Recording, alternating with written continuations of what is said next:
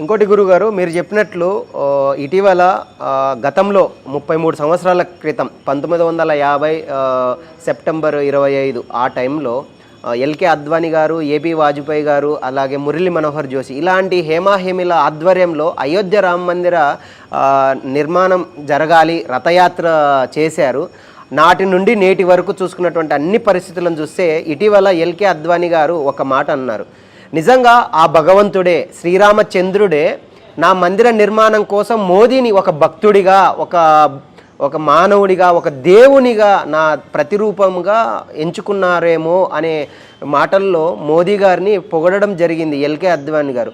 నిజంగా ఇంత మహిమాన్వితమైనటువంటి ఈ అయోధ్య రామ మందిర నిర్మాణానికి మన అభినవ రాముడుగా కావచ్చు, కృష్ణుడుగా కానీ మోడీ గారిని పోలిస్తే మీరు అన్నట్లు హనుమంతుడుగా యోగి ఆదిత్యనాథ్ గారిని, అదేవిధంగా అర్జునుడిగా పోల్చొచ్చు. ఈరోజు యూపీలో హిందూ మత పునరుద్ధరణ కోసం ఆయన చేసుకుంటున్నటువంటి సేవ కావచ్చు, ప్రజల యొక్క తీసుకున్నటువంటి సంక్షేమ పథకాలు కూడా ఇన్ని లబ్ధి పొందుతుంటే ఈరోజు మోడీ గారు కూడా అధికారంలోకి వచ్చిన తర్వాత 2014 నుంచి ఇప్పటి వరకు హిందూ మతానికి అనుకూలంగానే కాకుండా భారతదేశాన్ని విశ్వగురు స్థానంలో ఉంచడం కోసం ఇంత అహర్నిశలు కష్టపడుతున్నప్పటికీ భారతీయ జనతా పార్టీని కావచ్చు, నరేంద్ర మోదీ గారిని ఎంతోమంది మతోన్మాద శక్తులు హిందూ మతానికి మాత్రమే అనుకూలస్తుడు, హిందూ వ్యతిరేకానికి అనుకూలం కాదు ఇతర మతాలకు అనే విధంగా ప్రపగాండ చేస్తున్నారు.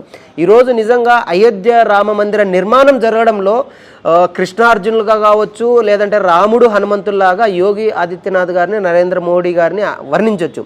ఈరోజు అయోధ్య రామ మందిర నిర్మాణంలో అత్యంత కీలక పాత్ర వహిస్తున్నది యోగి ఆదిత్యనాథ్ గారు. యోగి ఆదిత్యనాథ్ గారు ఒక హనుమంతుల్లాగా మీరు పోల్చారు కాబట్టి ఆ యోగి ఆదిత్యనాథ్ గారిని మీ మాటల్లో వినాలని ఉంది. ఆయనపై మీ అభిప్రాయం చెప్పండి. మంచి ప్రశ్న వేశారు. యోగి ఆదిత్యనాథ్ గారు ఉత్తరప్రదేశ్ ముఖ్యమంత్రి, ఆల్రెడీ సీఎంగా చేశారు. వారు సీఎంగా చేసినప్పుడే అప్పుడే అయిపోవాలి కదా రామమందిరం. రెండోసారి సీఎంగా చేస్తున్నారు. ఇప్పుడు రామమందిర నిర్మాణం జరుగుతుంది కదా. ఎందుకు జరుగుతుంది? ఒక లక్ష్యాన్ని మనము ధర్మబద్ధమైనటువంటి లక్ష్యాన్ని ఛేదించాలి అంటే దానికి ఎన్నో అడ్డంకులు ఉంటాయి. ఎంతో మందికి నచ్చ చెప్పాలి, నిజాలను బయటకు తీయాలి కదా. మరి ఆ 5 సంవత్సరాలంతా కూడా ఎంతో మందికి సరైనటువంటి నిజాలను వెలికి తీసి వాళ్ళందరికీ కూడా చెప్పి వాళ్ళందరినీ కూడా బుజ్జగించి ఆ తర్వాత సీఎం అయిన తర్వాత మళ్ళీ ఇప్పుడు సీఎం అయ్యారు కదా సీఎం అయిన తర్వాతనే ఇప్పుడు రామ మందిర నిర్మాణం జరుగుతుంది. ఆయనకు అధికారం ఉంది.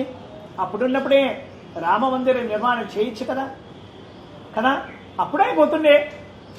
ఫస్ట్లోనే ఆయన సీఎంగా ఉన్నప్పుడు అప్పుడే అయిపోతుంది. ఇప్పుడాగా ఎందుకు తీసుకున్నాడు అవకాశం?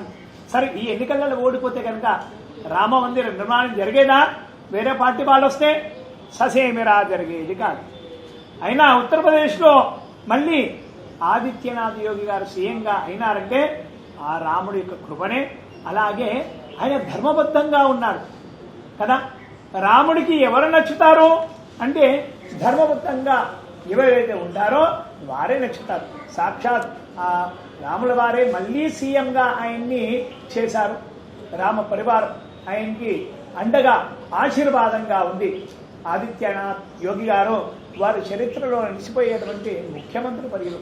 రామ మందిర నిర్మాణము అది మహాశక్తివంతమైనటువంటి నిర్మాణం. అది నిన్నమున్నది కాదు కదా, ఎన్నో సంవత్సరాలది. మన భారతదేశంలో ఉన్నటువంటి ఆలయాల యొక్క సమస్య, అతిపెద్ద సమస్య రామ మందిర నిర్మాణమే కదా. మరి రామ మందిర నిర్మాణం జరుగుతుందంటే ఆదిత్యనాథ్ యోగి గారి ఆధ్వర్యంలో, అలాగే మన భారత ప్రధాని నరేంద్ర మోడీ గారి ఆధ్వర్యంలోనే జరుగుతుంది. అలాగే ఇంకొక ప్రశ్న వేశారు, బీజేపీ అనేది ఓన్లీ హిందుత్వానికి సంబంధించిందే అని. సరే, రైట్, నేను అన్నారు కాబట్టి దీన్ని ముద్ర కూడా వేశారు చాలా మంది కూడా. ఇది ఒక హిందుత్వానికి సంబంధించిందే బీజేపీ అని కదా. అలాగా అని మనం చూస్తే కనుక అప్పటి నుంచి ఇప్పటిదాకా మరి నరేంద్ర మోడీ గారి పరిపాలనలో వేరే ఇతర మతస్థులకు ఏమైనా ఇబ్బందులు కలిగినాయా ఎవరికైనా? నిజంగా చూస్తే కనుక ఇతర మతస్థులకు ఎక్కడా కూడా చిన్నపాటి ఇబ్బందులు ఎక్కడా కూడా కలగలేదు. చరిత్ర మనం చూడవచ్చు. ఇతర మతస్థులు, అన్ని మతాల వారికి నరేంద్ర మోడీ గారు సరిసమానంగానే హక్కులు ఇచ్చారు. ప్రత్యేకంగా ఒక హిందుత్వానికి ప్రత్యేకమైనటువంటి హక్కులు ఇచ్చారు అని ఎక్కడైనా కానీ ఉన్నాయా? అన్నారా? ఒక రామమందిర నిర్మాణాన్ని వారు వాడుకున్నారు అని అంటున్నారు. బీజేపీ వాళ్ళు వాడుకున్నారు, విహెచ్పి వాళ్ళు వాడుకున్నారు, ఆర్ఎస్ఎస్ వాళ్ళు వాడుకున్నారు. కాదు, వారి ఆరాధ్య దైవంగా వారు కొలిచారు.